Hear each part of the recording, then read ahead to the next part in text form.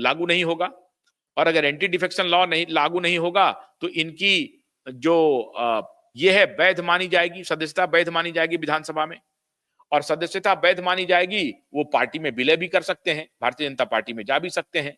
ऐसी स्थिति में उनके ऊपर एंटी डिफेक्शन लॉ लागू नहीं होगा और वो भारतीय जनता पार्टी के हिस्सेदार हो सकते हैं, और तब भारतीय जनता पार्टी को जो अपेक्षित 13 सीट की है आवश्यकता है, उसमें से 12 तो अकेले शिवसेना उद्धव से मिल जाएंगे, 1 सीट कहीं से भी आ जाएगा साहब। तो वो अगर शिवसेना उद्धव की पार्टी टूटेगी तो न सिर्फ टूटेगी बल्कि उनके सारे विधायक एंटी डिफेक्शन लॉ को धता बताते हुए, एंटी डिफेक्शन लॉ की सीमा को क्रॉस करते हुए, उसको लांघते हुए भारतीय जनता पार्टी में विलय कर सकती है। और ये बात भारतीय जनता पार्टी के प्रदेश अध्यक्ष सरकार बनने के पहले ही कह रहे थे कि 12 विधायक हमारे संपर्क में है। बाद में एक आध दो जगह देवेंद्र फडणवीस ने भी कहा कि ये सब तो चलते ही रहता है, वो हमसे मिलते ही रहते हैं, शिवसेना उद्धव के लोग और शरद पवार की पार्टी के भी लोग, कांग्रेस के भी लोग मिलते रहते हैं, हम मुख्यमंत्री हैं तो हमसे मिलना जुलना तो होता ही है। अरे साहब, सिर्फ मिलना जुलना नहीं होता, उसमें राजनीतिक मुलाकात भी होती है। तो ये राजनीतिक मुलाकात भी चलना शुरू हो गया है। तो भारतीय जनता पार्टी को 13 विधायक के लिए अजित पवार की एनसीपी और एकनाथ शिंदे की शिवसेना, जो कि असली शिवसेना है और जिसको जनता ने भी मुहर लगा दिया, लोकसभा में भी उनको डायरेक्ट 1-on-1 फाइट में 7 जगहों पर एकनाथ शिंदे और उद्धव की पार्टी आमने सामने थी और 7 सीटों पर एकनाथ शिंदे को मुकाबला में जीत मिली, सफलता मिली। ऐसी परिस्थिति में अगर भारतीय जनता पार्टी चाहे तो इन दोनों के बगैर भी सरकार में बनी रह सकती है, क्योंकि वो पार्टी तोड़ देगी और पार्टी आज नहीं तो कल टूटेगी। अदालत का फैसला आने दीजिए, एक बार जरा पुत्र को जेल जाने दीजिए या इस पर कोई कानूनी कार्रवाई होने दीजिए। शिवसेना उद्धव की पार्टी टूटने के लिए एकदम से कगार पर बैठी हुई है। उनकी पार्टी टूटेगी ही टूटेगी। हो सकता है मुंबई महानगर पालिका चुनाव के पहले ही उनकी पार्टी टूट जाए। ये जो सिगुफा छोड़े जा रहे हैं कि हम अकेले चुनाव लड़ेंगे, हम अकेले चुनाव लड़ेंगे, वो अकेले चुनाव लड़ने की हैसियत उनकी नहीं होगी, इसके पहले ही उनकी पार्टी टूट जाए। कांग्रेस एक तरफ साफ साफ अब कह रही है कि अब उस महाविकास अघाड़ी का कोई मतलब नहीं है। शिवसेना उद्धव पहले ही कह चुका था हम महाविकास अघाड़ी का हिस्सा नहीं है, क्योंकि हम अब मुंबई नगर पालिका चुनाव अकेले लड़ेंगे। तो वो भी ये कह रही है, शिवसेना उद्धव की पार्टी भी कह रही है। तो महाविकास अघाड़ी अब खत्म हो चुका है। शरद पवार ने पहले ही पल्ला झाड़ लिया है। अब ये सामना में लेख लिख करके आदित्य ठाकरे को बचाने की जो बार बार कोशिश हो रही है 5 फरवरी के पहले, वो सारी कोशिशें एक प्रकार से नाकाम होने जा रही है।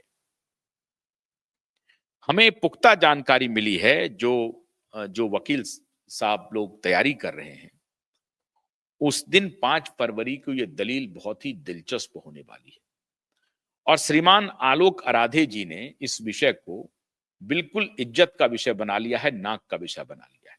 और अभी जो मुंबई में सैफ अली खान और करीना का जो वाकया हुआ है, उसके बाद से तो समझिए कि अदालत पूरी तरह से संवेदनशील हो गई है। इस तरह के किसी मुद्दे को वो हल्के में नहीं लेंगे और अदालत का आप समझिए कि हथौड़ा निश्चित रूप से चलेगा। मैंने जब अपने वकील साहब से, अपने मित्रों से बात की तो उन्होंने कहा कि हम 5 फरवरी की तैयारी कर रहे हैं और मैं आपको बड़ी खबर दूंगा। 5 फरवरी को अदालत का जो रुख है अभी तक वो बहुत ही सकारात्मक है।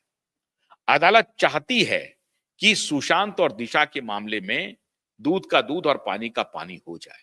और मैंने जैसा आपको बताया था कि पॉलिटिकल पोस्चरिंग अलग है।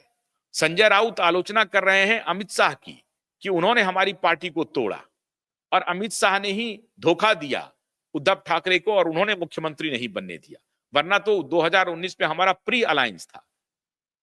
जिस धोखे की चर्चा जो है स्वामी अभिमुक्तेश्वरानंद जी कर रहे थे, तथाकथित शंकराचार्य। लेकिन संजय राउत कह रहे हैं कि अमित शाह ने उद्धव ठाकरे को मुख्यमंत्री दोबारा नहीं बनने दिया 2019 में, और इस बार जो हमारी पार्टी को तोड़ा गया है वो अमित शाह के ही निशाने पर तोड़ा गया है। अरे साहब, अमित शाह के निशाने पर तोड़ा गया। अमित शाह तोड़ेंगे ही, नरेंद्र मोदी तोड़ेंगे ही, देवेंद्र फडणवीस तोड़ेंगे ही, आपको कमजोर करेंगे ही। सवाल है कि आपके विधायक टूटने के लिए क्यों बैठे हैं? तो ये आरोप अमित शाह, नरेंद्र मोदी और देवेंद्र फडणवीस पर लगाने के बजाय अपनी पार्टी को ठीक कर लेते, अपने पार्टी पर अपने नेतृत्व का प्रभाव कुछ तो दिखाते। आपके नेतृत्व पर आपके पार्टी के कार्यकर्ता को, नेता को भरोसा नहीं है और अब आपके ऊपर पूरी तरह से शक हो गई है कि अब आप पार्टी को रिवाइव नहीं कर सकते हैं। और जिस दिन उद्धव ठाकरे, आदित्य ठाकरे दोनों के जेल जाने की स्थिति है, उद्धव ठाकरे पालघर में भी जा सकते हैं, कोविड का जो घोटाला हुआ उसमें जा सकते हैं, आदित्य ठाकरे जा सकते हैं। आदित्य ठाकरे के ऊपर तो पूरी सुनवाई हो रही है, तो ये दोनों के ऊपर तलवार लटकी हुई है साहब। ये कभी भी जेल जा सकते हैं और इनको जेल जाने से अब कोई रोक नहीं रहा है। स्थिति बहुत दयनीय हो गई है, जेल तो इनको जाना ही पड़ेगा। संजय राउत जो ये कहानी लिख रहे हैं सामना में कि साहब एकनाथ शिंदे और देवेंद्र फडणवीस में बातचीत बंद हो गई है, उसका लब्बो-लुआब सिर्फ इतना है कि ये बातचीत बंद ना हो बल्कि और बंद हो जाए। उनके ये मन की इच्छा है एकनाथ शिंदे और देवेंद्र फडणवीस में तकरार बढ़े और एकनाथ शिंदे रूठ करके अलायंस छोड़ दे। कभी ऐसा होने वाला नहीं है। एकनाथ शिंदे को हासिल क्या होगा? अभी अगला 5 साल ना तो विधानसभा के चुनाव होने हैं, ना ही लोकसभा के चुनाव होने हैं, तो इनको कुछ भी हासिल होने वाला नहीं है एकनाथ शिंदे को। एकनाथ शिंदे ऐसा कोई कदम उठाने नहीं जा रहे हैं जिसमें देवेंद्र फडणवीस या भारतीय जनता पार्टी को ये लगे कि ये साथ छोड़ने वाले हैं। ऐसा कोई कदम उठने वाला नहीं है। तो सवाल है कि इस तरह का शिगुफा क्यों चल रहा है? सिर्फ इसलिए चल रहा है कि 5 फरवरी के पहले कोई ना कोई जुगत लगाया जाए, कोई ना कोई तरकीब लगाया जाए और ये तकरार बढ़ाया जाए ताकि हमारी दोस्ती, शिवसेना उद्धव की दोस्ती भारतीय जनता पार्टी के साथ हो जाए और भारतीय जनता पार्टी को शिवसेना उद्धव की आवश्यकता महसूस हो। ये लेख लिख करके जताने की कोशिश हो रही है। ऐसी आवश्यकता भारतीय जनता पार्टी को बिल्कुल नहीं है। तो ये सारी कोशिशें नाकाम होंगी। एक दिन का और है, कल भी हम आपको कुछ अपडेट लेकर के आएंगे और परसों तो पूरी सुनवाई हम आपको बताएंगे कि क्या क्या हुआ है। तो आज इतना ही। आशुतोष कर मत दीजिए। नमस्कार।